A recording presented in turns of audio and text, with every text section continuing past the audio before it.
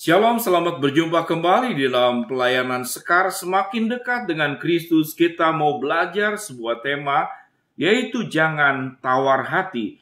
Jangan tawar hati. Firman Tuhan terambil dalam 2 Korintus pasal yang keempat ayat yang pertama. Demikian bunyi firman Tuhan.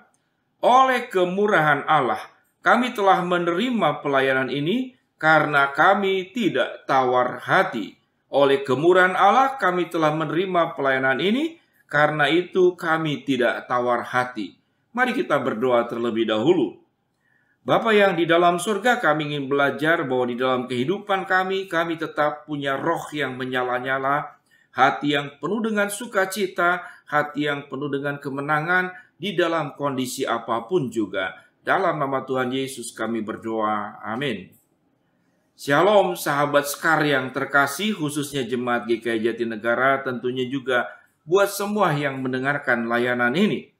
Kita tahu dengan jelas bahwa kehidupan ini, tatkala kita diperhadapkan kepada persoalan, diperhadapkan kepada masalah, baik dalam kehidupan keseharian maupun dalam kehidupan berumah tangga, termasuk juga di dalam pelayanan, kehidupan bergereja, kita diperhadapkan kepada tawar hati.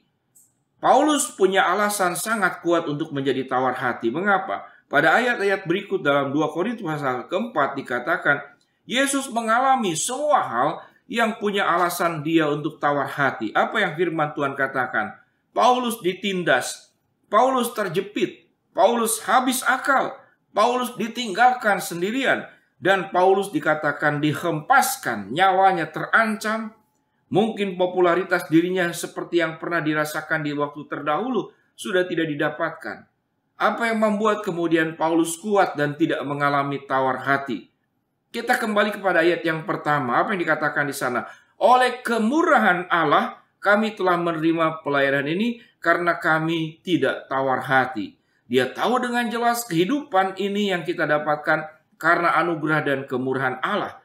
Namun sewaktu kita lihat pada ayat yang ke-10, itulah jawaban yang membuat mengapa Paulus sanggup berdiri tegak, menjalankan tugas pelayanan dan tugas kehidupannya. Apa yang dikatakan pada ayat yang ke-10 dalam 2 Korintus pasal keempat? Dikatakan di sini, karena aku senantiasa membawa kematian Kristus.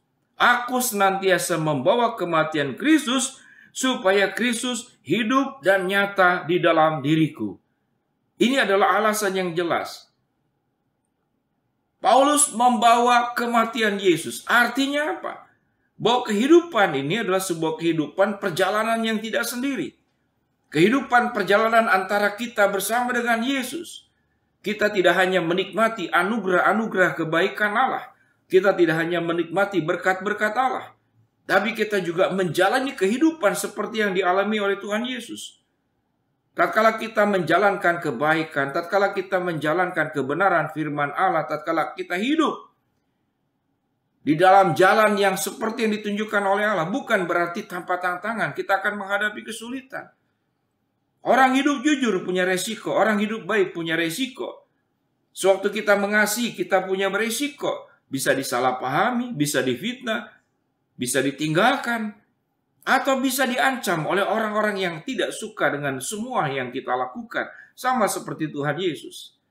Banyak pihak yang tidak suka. Banyak pihak yang rasa terancam. Banyak pihak yang rasa tergeser karena kehadiran Yesus. Menghilangkan katakanlah penghasilan finansial mereka. Karena kehadiran Yesus.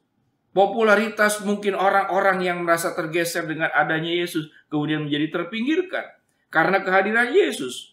Mereka-mereka yang berusaha melakukan berbagai hal, mendapatkan keuntungannya dari perbuatan dosa, menjadi kemudian terhambat karena kehadiran Yesus. Demikian juga karena kehadiran kita. Saudara-saudara, biarlah kita boleh belajar untuk tidak menjadi tawar hati. Karena mengapa? Karena apa yang kita kerjakan, apa yang kita lakukan, semata-mata adalah buat kemuliaan Tuhan. Bukan buat kemuliaan diri. Bukan untuk mencari popularitas. Yang kita alami terjepit, terhempas, habis akal, ditinggalkan sendirian, bahkan terancam nyawa. Kalau itu perjalanan hidup dan itu adalah harga yang harus kita tempuh, maka tetaplah setia menjalankan semua kepercayaan yang Tuhan beri.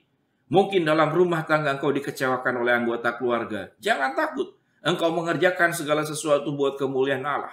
Dalam pekerjaan Tuhan di gereja, engkau kerjakan segala sesuatu buat kemuliaan Allah. Dalam kehidupan keseharian, kita melakukan segala sesuatu, semuanya untuk kerjaan Allah. Jangan pernah tawar hati.